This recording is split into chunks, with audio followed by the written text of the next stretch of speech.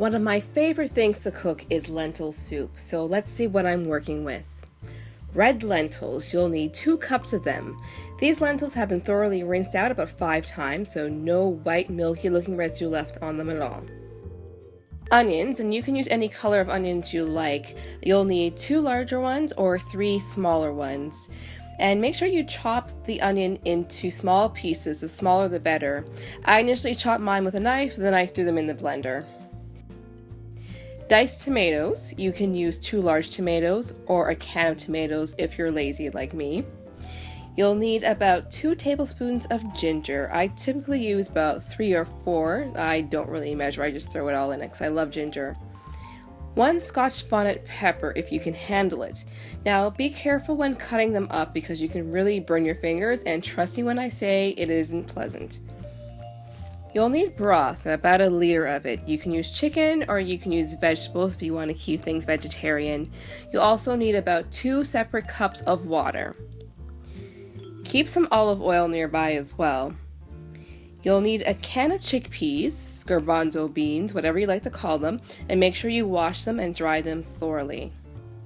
In terms of herbs and spices, you'll need 2 tablespoons of cumin. In another place, you'll need 1 tablespoon of turmeric, another of ground coriander, and another of curry powder. Separately, you'll need another 2 tablespoons of curry powder. For the fresh stuff, I have a bunch of washed thyme available. Okay, let's start. In your pot, add about 2 or 3 tablespoons of olive oil. Turn the burner up to high. After a few minutes when your oil has warmed up, add the cumin seeds and drop the heat down to medium. Stir the cumin around with a wooden spoon for about 1.5 minutes. This will allow the goodness that's inside those cumin seeds to come out. Then add the onions. Stir them around for about 2 or 3 minutes on medium-high heat. After they start to wilt a bit, add the curry, turmeric, and coriander. Now you can add the ginger, tomatoes, and hot pepper, stirring all the while. Now add the lentils and stir them as well as you can. It's getting kind of hard to do that at this point, so go ahead and add the broth as well as 1 cup of water. Turn the stove up to high. Keep stirring the concoction until it comes to a boil.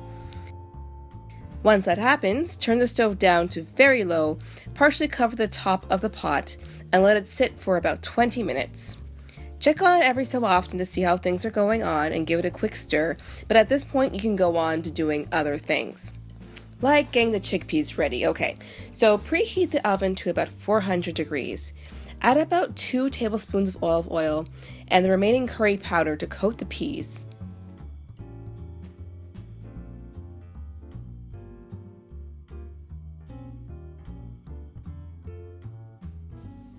Get a cookie sheet, place a piece of parchment paper on it, and spread out the chickpeas. Once the preheat is done, throw them in the oven for about 20 minutes.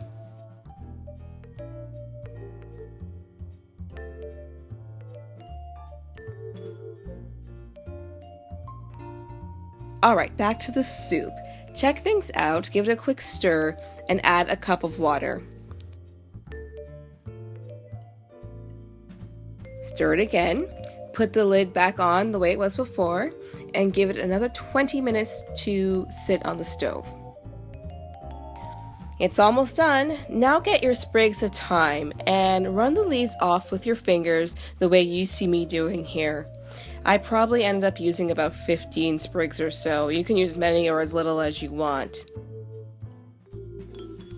So the soup isn't looking too attractive right now, but that's nothing an immersion blender can't fix. If you don't have an immersion blender, you can take some of the soup out and put it in your regular blender. Just wait until the soup cools a little bit because it's quite hot at this point. At this point, I'm ready to put the soup in a bowl. I've taken out my chickpeas already, and so I add about 2 or 3 tablespoons of them to each bowl I serve. And if you have any extra thyme left over, you can use them as a pretty garnish. This recipe yields about 8 bowls. And what's really great about lentil soup is that it freezes really well. So I always put my leftover soup in glass bowls. I add the chickpeas each serving, throw them in the freezer, and they're good for at least 4 months.